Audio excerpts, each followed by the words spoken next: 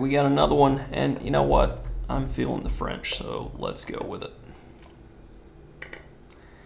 And I pre-moved exchange because I just always have a feeling. Go figure. We talked about this in the last French exchange. You wait until they move the bishop, and then play against the ISO. We blockade next.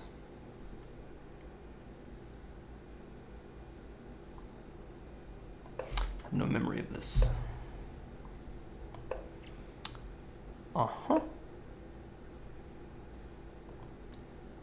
You offer it to me freely. This seems unwise. Okay, so I got everything I want in the position.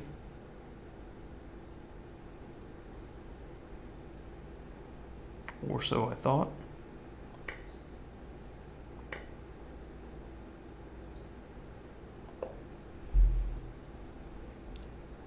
Of course, my opponent's going to go for some one-move mate threat. That's going to be very typical. Now I'm threatening knight b4. But she gave me the bishop pair, which was a mistake. And now I'm going to use it.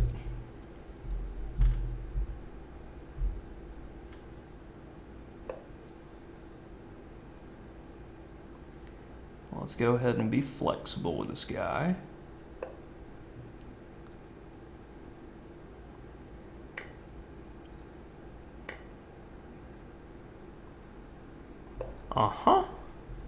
And we got a nice B pair.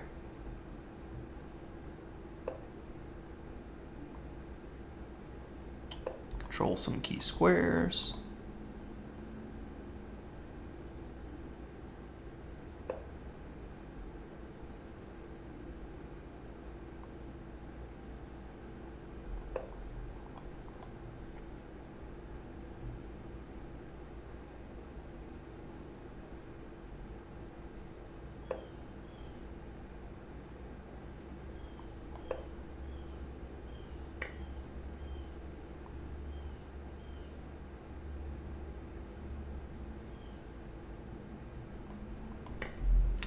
No, that's coming.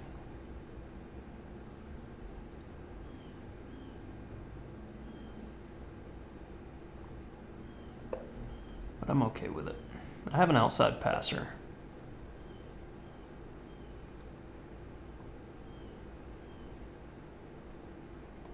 Okay. I believe I'm in good shape now.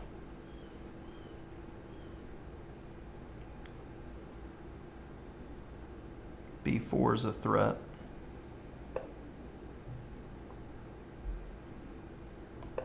B4 is still a threat.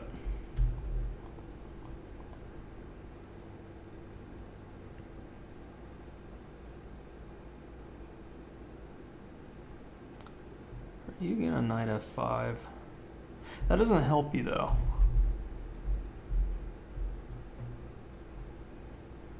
You'll only find pain there. This is what you get for playing the exchange French.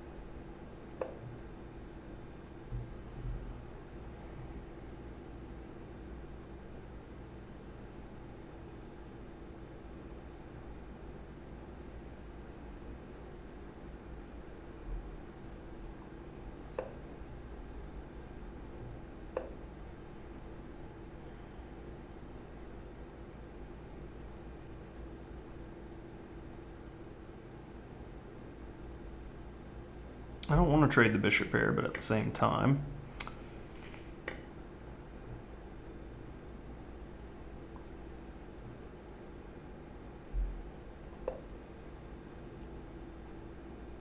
oh yeah, time. That's a thing I need to think about here.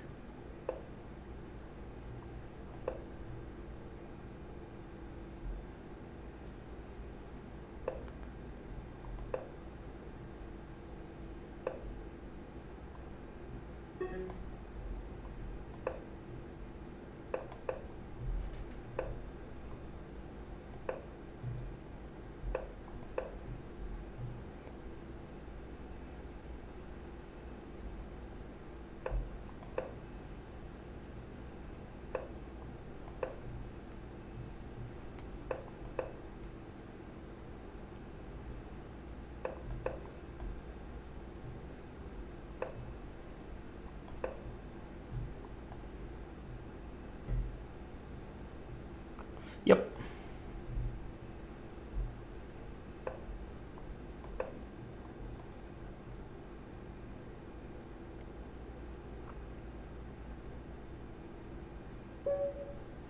That'll do it. Closer than it should have been at the end there. Okay.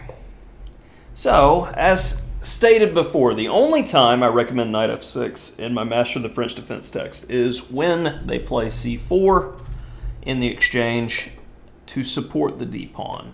And I like the simple system with bishop e7, keep the good bishop on the board, and you wait until they move the bishop, either e2 or d3, to then tempo.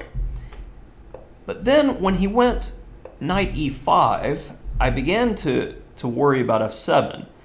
And it's interesting because the computer wants me to fix the pawn structure, trade, then go knight g4. But this just doesn't appeal to me. A symmetrical pawn structure where I made a weakness, yeah, I have the better bishop, but it just isn't enough to me, and it's already liking white. I can understand why the only game in the database is a draw. So, I support my decision because it gives white a lot more practical opportunity to go wrong. And then my opponent does, because bishop e3 does not make sense. It develops a piece, but it's a pawn with a funny hat. It doesn't do anything. No disrespect to the opponent by any means, but why? So now, bishop e6, and I'm threatening to take. When he goes bishop c2, it's already telegraphing, I don't know a plan, so I'm just going to caveman it and go for brute force tactics. So I'm like, okay, I'm going to let you do that, because I know one-move threats have one-move defenses and solutions. So, okay, now that I have the bishop pair, I'm going to try to utilize them. And this now becomes more of like a Grunfeld type game. White gets the center, and I need to look for dynamic play. Knight f4 was interesting, didn't consider it, but I like having the bishop pair in the open position. White's got to play with some risk here. b5, best move, threatening bishop c4. Queen d6 was premature more than likely. Queen a5 is better. That way there's no a4. Much stronger. And a5 is to guarantee I'll have an outside pass pawn, but he has a pass pawn in the center. And much like the Grunfeld again, when you're able to blockade the center, but you got the outside passer, you should be in good shape. And then here, yep, things start going wrong. Rook ac8 does make a lot of sense, but it takes away from my plan that I had. And let's see, I could have done much better here with the immediate bishop b5. But I was trying to be too tricky for my own good. And I should just take here. And go rook c4. Yeah, I didn't want to waste too much time here because I had a slight time edge. And I knew that going this route, I didn't have any losing chances because the bishop can't coordinate on f7 because I can just go f6 and my king's going to be safe. And I knew the pawns would be annoying in the long term. I considered sacking here, but I didn't want to give him immediate access. And then around here, I was like, oh yeah, I'm still thinking and trying to play well. So now we start playing a little bit of hurry-up chess, but thankfully my position is very clear. Passed pawns must be pushed. And the only chance is some sort of cheapo with rook c8. So we bring him over, and we're not worried about, say, if here rook takes, king takes, rook, because I have bishop c7, and the rook can't come to c8. And fair enough. So we have a couple of exchange Frenches, and then a couple of these knight e2 Sicilians in the set. I think we'll finish it off with one more.